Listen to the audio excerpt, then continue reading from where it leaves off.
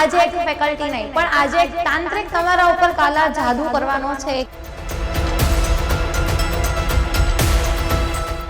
એ કાલા જાદુ છે બરાબર, પણ એવો નહીં કે જે તંત્ર મંત્ર બોલવાથી થઈ જશે. તો ટિપ્સ એવી રહેલી છે કે જે આપણે રેગ્યુલર લાઈફમાં ઇન્કોર્પોરેટ કરીએ તો એ વસ્તુ એ ટાઈમે આપણું ધ્યાન ફોકસ ત્યાં હોવું જોઈએ, નહીં કે આજુબાજુ ડિસ્ટ્રેક્શન્સમાં. જો રીડ કર્યું તમે, નોટ્સ બનાવી દીધી, પણ એમસીક્યુની પ્રેક્ટિસ મેં નથી કરી તો ત્યાંથી પતશે નહીં. ફૂડ હેબિટ ઉપર ધ્યાન રાખવાનું, સ્લીપ સાયકલ મેન્ટેન રાખવાની, right? Hello dear students, welcome to the most amazing platform physics Wallah. I am your biology faculty.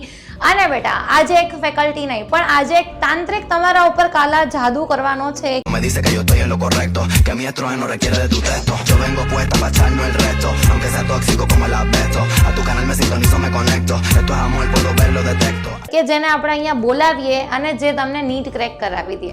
શું એવું પોસિબલ છે કે અહીંથી હું કાલા જાદુ કરું છું અથવા તો કોઈ તાંત્રિકને બોલાવું છું, તમને કરી દે, મેજિક કરી દે અને તમારી નીટ ક્રેક થઈ જાય?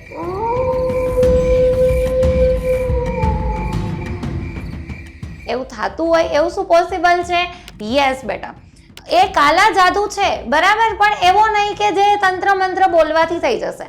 પણ કાલા જાદુના ફોર્મમાં એવી અમુક ટિપ્સ અને ટ્રિક્સ છે કે જે આજે હું તમારી જોડે શેર કરીશ કે જેથી તમારે નીટ ક્રેક કરવાનો જે રસ્તો છે ને એ ઇઝી થઈ જશે બરાબર. ઘણા બધા વિદ્યાર્થીઓ રેસમાં દોડે છે પણ એક જે સ્ટુડન્ટ છે ને એ અમુક સેકન્ડ્સથી જીતી જાય છે અને બાકીના જે છે અને ફર્સ્ટ રેન્ક લઈને આવે છે, બાકી બધા થોડાક પાછળ રહી જાય છે.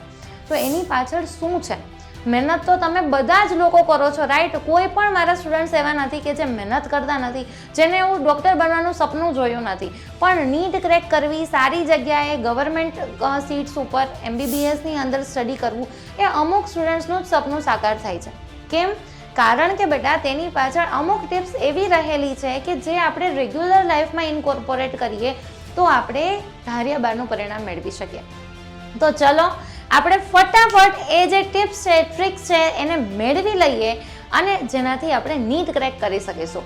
મેં તમને મારી સ્ટોરી તો કીધી જ છે કે ભાઈ કેટલી વખત મેં નેટની એક્ઝામ આપી પરંતુ તેની અંદર માર્ક્સ નહોતા આવતા. પછી મારા એક્સપિરિયન્સ ઉપરથી જ કહું છું કે અમુક ટ્રિક્સ અને ટિપ્સ એવી હતી કે જેણે મને હેલ્પ કરી સારાને સારા માર્ક્સ લઈ આવવાની અંદર. તો એ ટિપ્સ અને ટ્રિક્સ શું છે તો વન બાય વન સાંભળજો અને ખાસ કરીને સાંભળ્યા પછી અપ્લાય કરવાનું પણ ટ્રાય કરજો તો આ વસ્તુ કામની છે. સૌથી પહેલી વસ્તુ નોટ્સમાં પણ લખાવી દઈશ બરાબર. સૌથી પહેલી વસ્તુ શું છે? માનો કે તમે ઓનલાઈન ક્લાસ ભણો છો ફૂલ ઓન ફોકસથી, આ જેવી રીતે જોવે છે બરાબર અને નોટ્સ બનાવે છે એવી રીતે, તો સૌથી પહેલું પગથિયું એ છે કે ક્લાસ દરમિયાન શાયરી કરવાની બદલે, વાતોચીતો કરવાને બદલે, કેમ છો ભાઈ, કેમ છો બેન કરવાની બદલે આપણે શું કરીએ? આપણે પ્રોપર નોટ્સ બનાવીએ. વાત તો સહી બરાબર. કલરફુલ નોટ્સ બનાવવાની જરૂર નથી કે અહીંયા મેડમે કલરનો ફ્લાવર ડ્રો કર્યું છે તો કલરફુલ બનાવીએ. કલરફુલ નહીં પણ પ્રોપર ક્લિયર નોટ્સ બનાવવાની છે. કલરફુલ બનાવવાથી માર્ક્સ આવવાના નથી બરાબર. તો એટલીસ્ટ જેટલી વસ્તુ મેડમ મેન્શન કરાવે છે કે બેટા આ NCERTમાં નથી આપેલું અથવા તો NCERTની અંદર આ ભૂલ છે, સુધારી લ્યો, તો એ વસ્તુ એ ટાઈમે આપણું ધ્યાન ફોકસ ત્યાં હોવું જોઈએ, નહીં કે આજુબાજુ ડિસ્ટ્રેક્શન્સમાં. ક્લાસમાં બેઠા છો, બાજુવાળો લંચ બોક્સમાં શું લઈ આવ્યો છો તું એવું પૂછવાને બદલે આપણું ધ્યાન રેસ્પિરેશન કે જે કાંઈ પણ ટોપિક ચાલે છે તેની અંદર પ્રોપર નોટ્સ બનવી જોઈએ ફૂલ ઓન ફોકસથી. ત્યારબાદ આપણે વાત કરીએ, નોટ્સ પહેલાં બનાવવાની છે, ત્યારબાદ NCERT રીડિંગ કરવાનું છે, રાઈટ? NCERTની અંદર તમે જુઓ, હમણાં જ મેં ચેપ્ટર કરાવ્યું પ્લાન્ટ કિંગડમ બરાબર. જેટલાએ કરેલું હશે એમને ખબર હશે કે જો NCERTની લાઈન વાંચીએ તો પછી ભેગું ના થાય. મોર્ફોલોજીની અંદર પણ અમુક એક્ઝામ્પલ્સ આપણે બહારના કરવા પડશે, ફેમિલીઝ બહારની આપેલી છે, રાઈટ? તો એક વખત તમે પહેલાં મેમ અથવા તો સર જે કાંઈ પણ તમને નોટ્સ બનાવડાવે છે તે નોટ્સ કરો. આ બાયોલોજી માટે જ નથી, કેમિસ્ટ્રી ફિઝિક્સ માટે પણ છે. પછી તમે NCERT રીડ કરશો બેટા તો તમને વધારે ક્લિયર થશે. ત્યારબાદ શું કરે છે ભાઈ? તો MCQ સોલ્વ કરવાના છે, મલ્ટિપલ ચોઇસ ક્વેશ્ચન્સ બરાબર. જો રીડ કર્યું તમે, નોટ્સ બનાવી દીધી પણ MCQની પ્રેક્ટિસ મેં નથી કરી તો ત્યાંથી પતશે નહીં. જાતે MCQની પ્રેક્ટિસ કરવાની અને એમાં જેટલા ખોટા છે ને એ MCQ 2-3 વખત જોવાના, કેમ કે એમાં તમે જે મિસ્ટેક કરી હશે ને એ મિસ્ટેક તમારે ચેક કરવાની છે કે ક્યાં તમે ભૂલ કરેલી છે. એ મિસ્ટેક જોઈ લેશો તો ખબર પડી જશે કે આપણે કેવા ક્વેશ્ચન્સ આપણને ખરેખર નથી આવડતા અને શેમાં આપણે ઇમ્પ્રુવમેન્ટની જરૂર છે, રાઈટ? એટલે એક વસ્તુ. ત્યારબાદ મેઇન પોઈન્ટ શું કરે છે ભાઈ? ટાઈમ ટેબલ્સ, બરાબર, ઘણું બધું લગાડેલું છે, બરાબર. એવું ટાઈમ ટેબલ બનાવો કે જે ખરેખર કેવું છે, રિયાલિસ્ટિક છે, બરાબર. આપણે ટાઈમ ટેબલ તો બનાવીએ છીએ, પણ આપણું ટાઈમ ટેબલ એવું હોય છે કે જે આમ કહેવાય ને સપનાનું ટાઈમ ટેબલ, 5 વાગ્યામાં ઉઠી જઈશ, મમ્મી હું તને ઉઠાડીશ ઉઠીને, બરાબર, એટલું વાંચવા માંડીશ, પછી 5 ને 5 થાય ને ત્યાં સૂઈ જાય. ખરેખર રિયાલિસ્ટિક નથી. એવું ટાઈમ ટેબલ કે જે સસ્ટેનેબલ છે. સસલો અને કાચબાની વાત સાંભળી છે ને વાર્તા, બરાબર, વાર્તા રે વાર્તા. તો સસલાભાઈ દોડે છે પણ એન્ડ પોઈન્ટ ઉપર આવતા ઊંઘી જાય છે. એવું આપણે નથી થવાનું. આપણે કાચબો બનીએ પણ સસ્ટેન વેમાં દોડીએ, એ આપણા માટે ઇમ્પોર્ટન્ટ છે. તો આપણે રેસ જીતી શકીશું. તો હું તમને 1 by 1 વસ્તુ કહું. હાર્ડ વર્ક છે ને, આપણે જેટલું કરીએ ને, બરાબર, હાર્ડ વર્ક કરો, નો ડાઉટ. જો કાલે મેજિક થઈ ગયું લાગે છે, લખાતું નથી, બરાબર. હાર્ડ વર્ક જેટલું કરીએ એની સામે એટલું જ આપણું શું થવું જોઈએ, સ્માર્ટ વર્ક પણ થવું જોઈએ, બરાબર. તો હાર્ડ વર્કની સાથે સાથે શું કરવાનું છે, સ્માર્ટ વર્ક પણ કરવાનું છે. ખરેખર બ્લેક મેજિક થઈ ગયું છે કે શું? તો હાર્ડ વર્કની સાથે સાથે શું કરવાનું છે, બ્લેક મેજિક જતું રહ્યું. હાર્ડ વર્કની સાથે સાથે ઇક્વલી આપણે શું કરવાનું છે બેટા, સ્માર્ટ વર્ક કરવાનું છે. હવે હાર્ડ વર્ક કરતા તો તમને આવડે છે, આપણે કઈ કોલમ ફિલ કરવાની છે, સ્માર્ટ વર્ક વાળી. તો શું કરશો તમને સ્ટેપ વાઇઝ કહું. સૌથી પહેલા મેકિંગ નોટ્સ, બરાબર, એટલી પર્ટિક્યુલર નોટ્સ બનાવવાની જ્યારે મેડમ કરાવે છે. ત્યારબાદ સેકન્ડ સ્ટેપ આવશે તમારી એનસીઈઆરટી રીડિંગ. થર્ડ સ્ટેપ તમારું આવશે એમસીક્યુ પ્રેક્ટિસ. ડેઇલીના જેટલા પણ થાય છે તેની ડીપીપી સોલ્વ કરવાની છે, બરાબર. અને ક્લાસમાં જે એમસીક્યુ કરાવે છે તે ક્લાસની અંદર પણ એમસીક્યુ આપણે સોલ્વ કરવાના છે. ચોથી વસ્તુ શું ઇમ્પોર્ટન્ટ છે, તો ટાઈમ ટેબલ એટલું બનાવો, એવું બનાવો કે જે રિયલિસ્ટિક હોય, કે જે રિયલ હોય, જે તમે ફોલો કરી શકો, કાચબો બની શકો, કન્સિસ્ટન્સીથી તેના ઉપર વર્ક કરી શકો. છઠ્ઠી વસ્તુ, બરાબર, છઠ્ઠી વસ્તુ નહીં, પાંચમી વસ્તુ, એક્ઝામ્પલ્સ યાદ રાખવા છે, બરાબર. એક્ઝામ્પલ્સ યાદ રાખવાના છે. તો તેના માટે ટિપ્સ અને ટ્રિક્સને તમારે વાપરવાની છે કે જેથી લાંબા ટાઈમે ના ભૂલાય. 11-12ની જર્ની એવી છે ને કે એના પછી નીટ આવે છે, તો 11માના ઉદાહરણ ભૂલાય છે. તો તમને ખબર છે કે બધા ફેકલ્ટી તમને કંઈક ટિપ્સ અને ટ્રિક્સ આપતા હોય છે. તો એવી રીતે એના ઉદાહરણ યાદ રાખો કે લાંબો સમય યાદ રહે, બરાબર. અથવા તો રેકોર્ડ કરી નાખો પોતાનો અવાજ, જે તમે વારંવાર સાંભળી શકો, તેનાથી પણ યાદ રહેશે.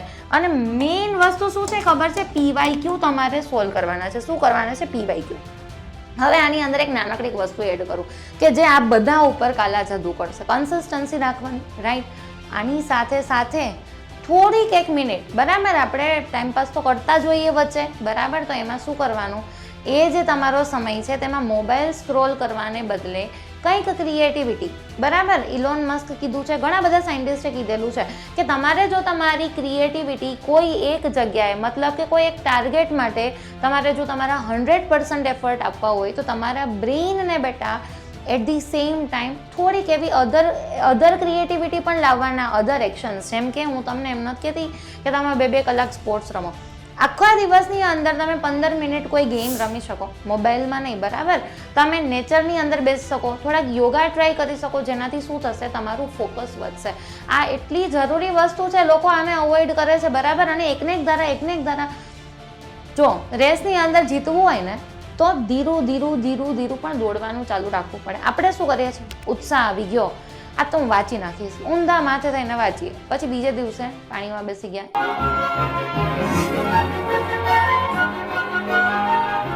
એવું નથી કરવાનું.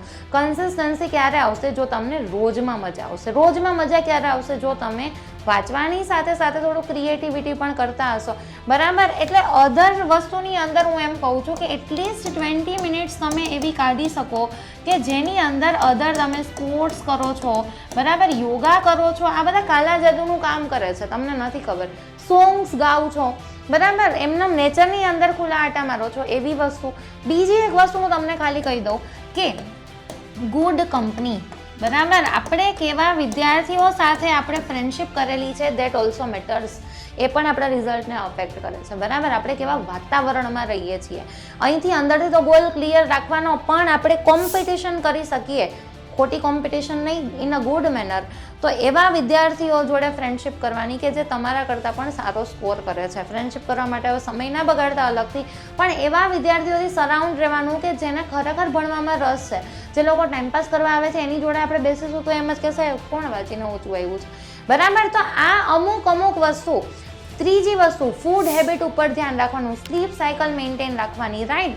તો આ બધી વસ્તુ પણ આની સાથે ટીક માર્ક થવી જોઈએ. આ સ્ટેપ્સ તો હું ફોલો કરીશ જ મેમ, નોટ્સ પ્રોપર બનાવીશ, પછી એનસીઆરટી, પછી એમસીક્યુ પ્રેક્ટિસ, બરાબર. આ સ્ટેપ વાઇઝ મેનરની અંદર થવું જોઈએ. પણ જોડે આ બધી વસ્તુ પણ ઇમ્પોર્ટન્ટ છે. હેલ્ધી ફૂડ લ્યો, બરાબર, સારા મિત્રો બનાવો, જોડે એમસીક્યુ પ્રેક્ટિસ કરો, પણ વાતોના વડા કરવાના નથી, રાઈટ. તો બેટા આરામથી હું તમને કહું છું ને એ નીટ ક્રેક થઈ જશે. કાલા જાદુ કરીને ચપટી વગાડતા જો કોઈ નીટ ક્રેક કરી શકતું હોય તો પછી બીજી વસ્તુ શું જોઈએ. પણ આ બધી વસ્તુ જો રૂટીન લાઈફમાં આપણે કરીએ ને બેટા તો એ કાલા જાદુ બરાબર જ છે. એ તમને લાંબી રેસનો ઘોડો બનાવશે. લાંબી રેસનો ઘોડો બનવું છે ને, રાઈટ. તો આટલી વસ્તુ કરવાની છે જરૂરથી, અને આટલી વસ્તુ કરશો, yes ma'am we will do it. તો એ પ્રોમિસ મને કમેન્ટ સેક્શનની અંદર જોઈએ છીએ કે આટલી વસ્તુ તો મેમ અમે અમારા ડે ટુ ડે પ્લાનરની અંદર ઇન્કોર્પોરેટ કરીશું. યસ બચ્ચા પાર્ટી. તો મળીએ હવે કોઈ નેક્સ્ટ સેશનની અંદર. આઈ હોપ કે આ વિડીયો તમને ખૂબ વધારે હેલ્પફુલ થશે આગળ જતાં, અને તમે આ વસ્તુઓ તમારા રૂટીનમાં પણ અપ્લાય કરશો. ચલો તો મળીએ નેક્સ્ટ ક્લાસમાં. By everyone.